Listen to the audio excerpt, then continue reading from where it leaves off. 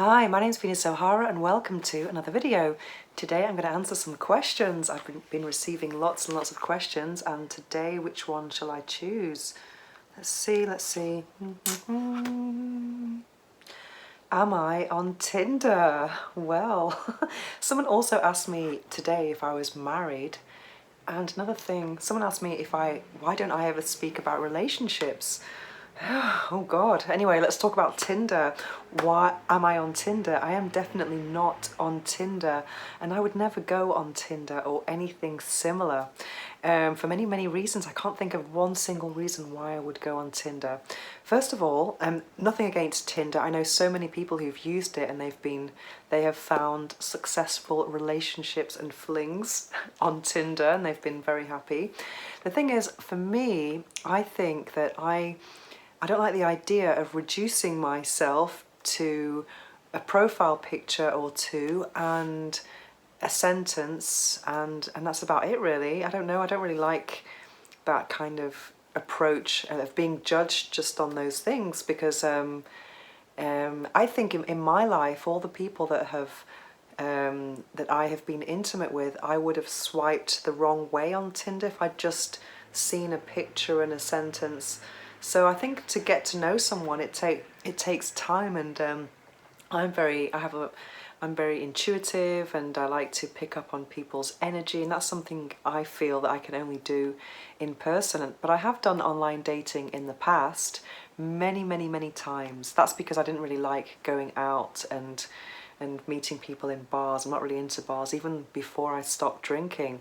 But now on Tinder, the reason why I haven't done any apps is that I didn't really like this idea of people knowing my location, more or less, knowing if I was within 500 meters of them. I think that's a bit too much for me personally.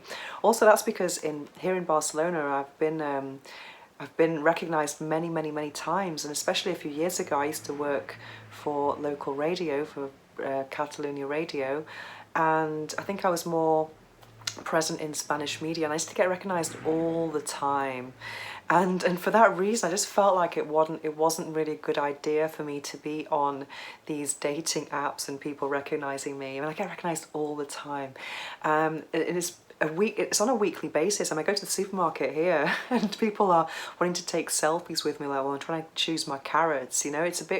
It is really flattering, but sometimes it's a bit kind of, it's like something I can't really control, you know. Sometimes I go out without any makeup on and I'm just like, I just want to get my stuff and come home, but people have recognised me, or they might recognise me and then send me a message when I've already got home. But the worst situation I ever lived was, I used to go to a certain cafe every Saturday morning when I lived in a different area, and it was someone on Twitter actually who had one of these anonymous profiles, who had a profile picture that wasn't them, and a name that wasn't them, wasn't a real name either. And they started messaging me all the time, and I was thinking, who is this person? Oh my God. And I just thought, should I stop going? I thought, no, why should I? I am going. I'm going to have my coffee, my Americano, just like every Saturday. And it got to a point where it was just too weird. So for me now, I just prefer, I think that if you want to bring someone into your life, I think you have to have an active social life, and also break down the barriers or the obstacles within you that are stopping you from finding love. Because often I think people, when they go on dates, etc., they're always blaming the other person, or if the date didn't go well, whereas we all have to accept our own responsibility, really. And I think when the time is right, you will attract the right person. Yeah, so am I married? Absolutely not. I don't think I believe in marriage, for me anyway, personally.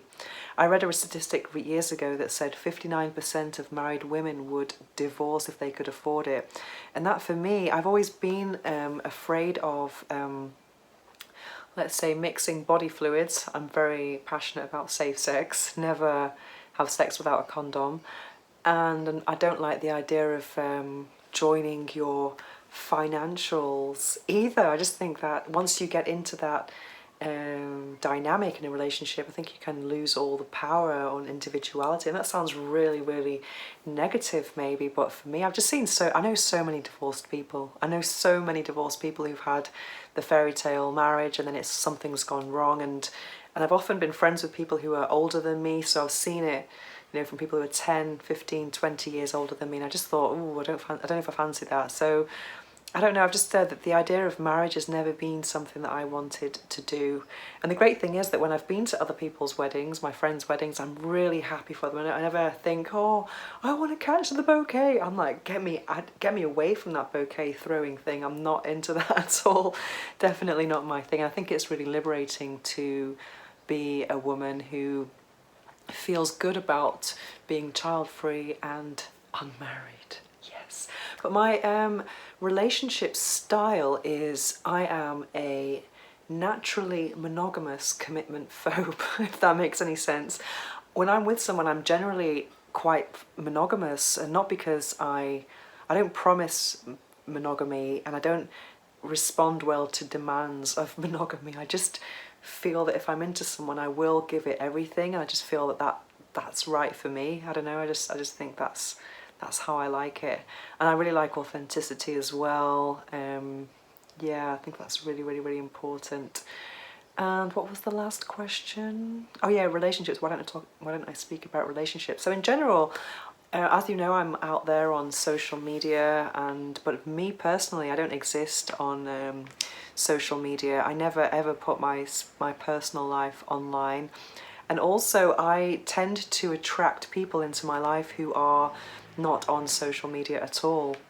And for that reason, so the people I attract in my life are really, really, really private. And for that reason, I don't really I don't talk about relationships that much, ever, really. I talk about what I feel and what I learn from certain experiences, but I don't like to give specific details.